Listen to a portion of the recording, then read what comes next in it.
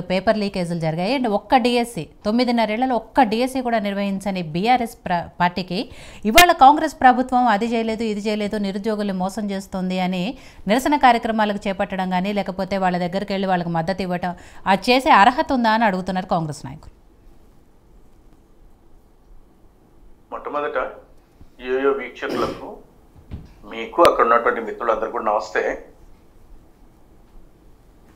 గాంధీ ఆసుపత్రిలో 8వ రోజు నిరోధిక నిరాహార దీక్ష ఆమరణ నిరాహార దీక్ష చేస్తున్నటువంటి మోతీలాల్ గారి ఆ సోదరుడుని పరామర్శించడం నేరం అంటున్నారు కాంగ్రెస్ వాళ్ళు. ఇది నేరమా? ఏం మాట్లాడతారా పని పాట లేకుండా మీరు? ఇంకా అది నేరం అని అడగట్లేదు, అర్హత మీకుందా అంటున్నారు. గతంలో ఇలాంటి నిరసన కార్యక్రమాలు ఆమరణ నిరాహార దీక్షలు మస్తు జరిగినాయి బీఆర్ఎస్ గవర్నమెంట్. అదే అదే మేము చెప్పిన మాటలు విన్నా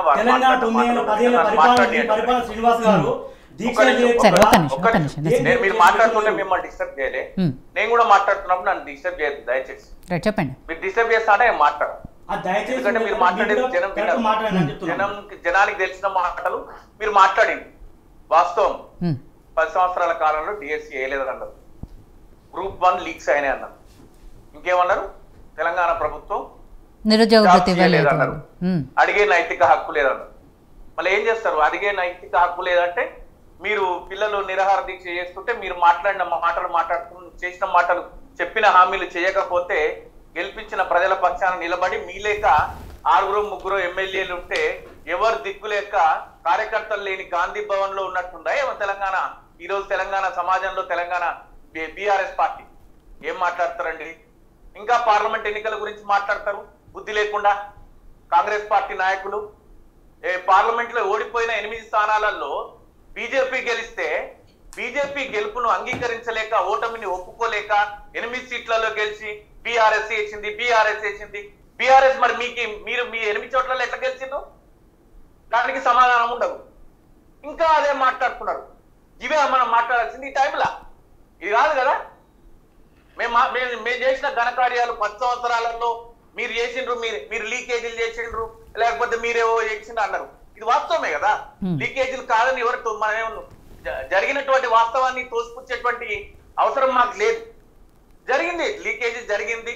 ఆనాడు జరిగిన దాని పట్ల విచారణ చేసినాము, లేకపోతే మాట్లాడినాము, తిరిగి నిర్వహిస్తామని చెప్పినాము. అవన్నీ వాస్తవమే కదా. మీరే కదా అన్నది మేము రాగానే 2 లక్షల ఉద్యోగాలు నింపుతాం సంవత్సరానికి. మీరు 3,60,000 ఉద్యోగాలు ఖాళీ ఉన్నాయన్నారు. అసలు సెక్రటేరియట్లో ఎన్ని ఉద్యోగాలు ఉన్నాయో మీకే తెలియదు. నిజంగా ఖాళీలు ఉన్నాయని ఆనాడు మీరు గుర్తించారు, జాబ్ క్యాలెండర్ వేస్తామన్నారు. ఏమంటున్నాము?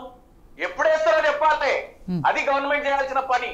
ఇది అడిగితే తప్ప బీఆర్ఎస్ వదిలేయి, బీఆర్ఎస్ అనేటువంటి పదం పక్కన పెట్టి ఒక కామన్ సిటిజన్ ఆఫ్ తెలంగాణగా అడుగుతున్నాము. దానికి సమాధానం చెప్పాలి కదా మీరు.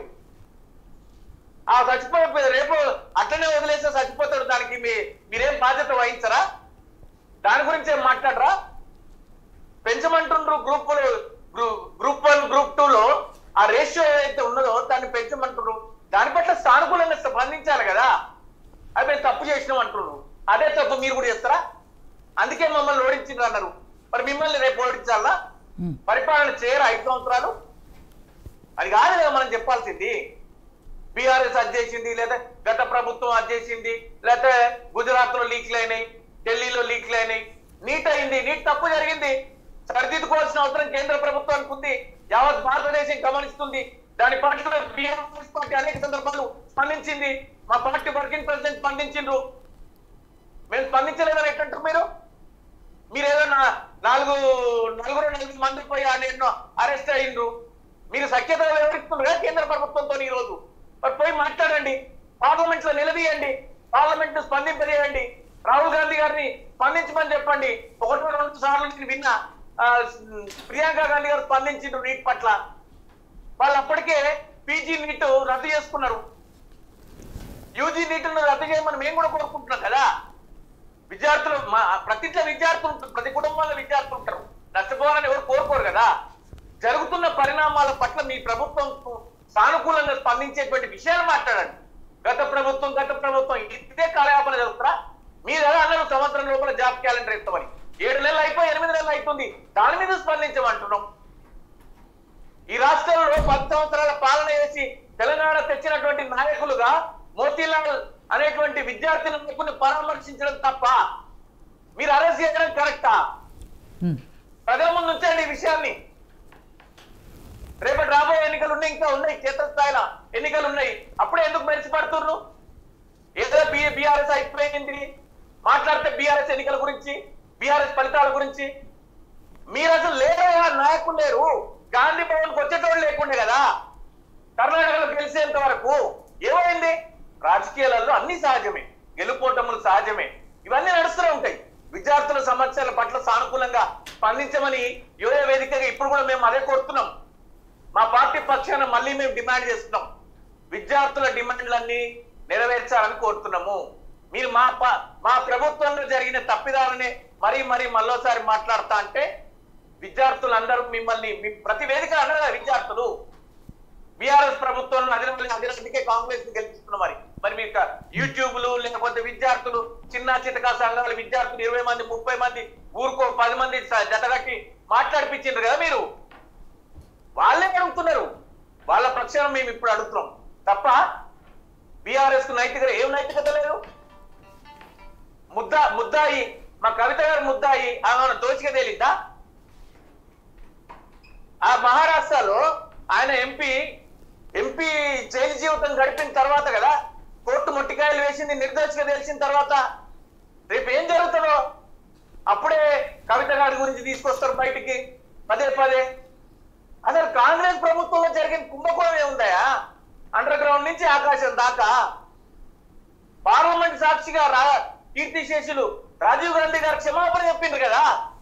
బోఫోర్స్ కుంభకోణంలో బొగ్గు కుంభకోణం, గడ్డి కుంభకోణం, పోపర్ ఎన్ని కుంభకోణాలు మీ కూటమిలో జరగని కుంభకోణాలు ఉన్నాయా? మన చర్చ వల్ల ప్రజలకు మంచి జరగాలి, విద్యార్థులకు మంచి జరగాలి. రేపటి బంధుకు పిలుపునిచ్చిండ్రు, దాని పట్ల మీరు చూడండి. పోయిన మనిషిని పట్టుకొని లోపలేస్తాం. బీఆర్ఎస్ కు నైతికత ఉందా? 1,30,000 ఉద్యోగాలు భర్తీ చేసినాం. మేమిచ్చిన నోటిఫికేషన్లు, మేమిచ్చిన పరీక్షలు నిర్వహించిన తర్వాతనే కదా మీరు లాల్ బహదూర్ స్టేడియంలో మీరు అందరికి పిల్లలకి నర్సింగ్ పోస్టులకు సంబంధించి ఆ పట్టాలు మీరు నిర్వహించిందా పరీక్షలు? అయినా మేమేం అనలేదు కదా. మా పిల్లలు ఎవరో సోషల్ మీడియాలో మాట్లాడిండ్రు, ఎవరో ఏదో చేస్తే వీళ్ళు గొప్ప చెప్పుకుంటారని. That is not correct. The legacy has to be continued. ప్రగతి అనేది కొనసాగాలి, విధ్వంసం ఆగిపోవాలి, తప్పిదాలు ఆగిపోవాలి. అది కదా మనం కోరుకోవాల్సింది. ఇది కదా మీరు మాట్లాడాల్సింది విద్యార్థి నాయకులుగా, విద్యార్థుల పక్షాన. పార్టీలు ఎప్పుడు రాజకీయం చేస్తూనే ఉంటాయి. పార్టీలు నిలదొక్కుకోవడానికి, ఓట్లు వచ్చినప్పుడు, ఓట్ల పండుగ వచ్చినప్పుడు ఓట్లు దండుకొని సీట్లు పెంచుకోవడానికి.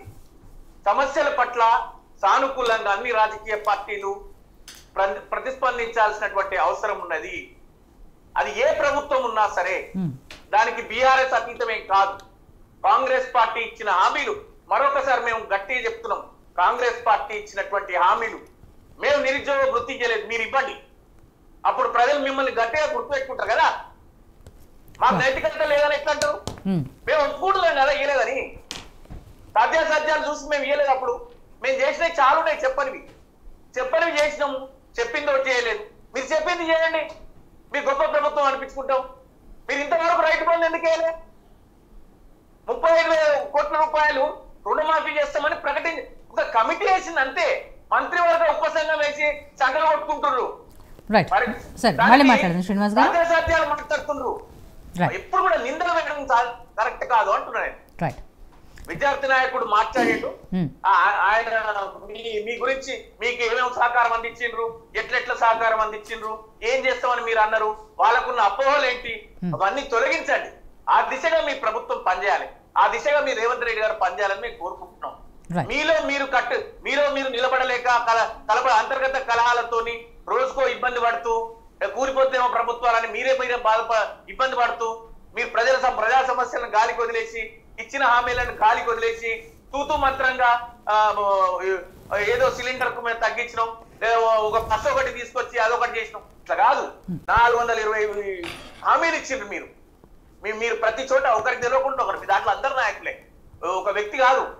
మీరు అంతర్గత ప్రజాస్వామ్యం పేరిట అనేక మంది నాయకులు హామీలు ఇచ్చారు. గ్రూప్ లీడర్లు 10 మంది గ్రూప్ లీడర్లు ఉంటారు, మళ్ళీ జాతీయ నాయకులు ఉంటారు, మళ్ళీ president of India Congress party అలా ఉంటారు. మీరు అందరూ ఎవరెవరికి తెలియకుండా ఎవరెవరు ఇచ్చారు హామీలు ఇచ్చారో మీకే తెలియదు, మీ ఉప ముఖ్యమంత్రికే తెలియదు ఎవరు హామీ ఇచ్చారో ఏం చేసింది అనేది.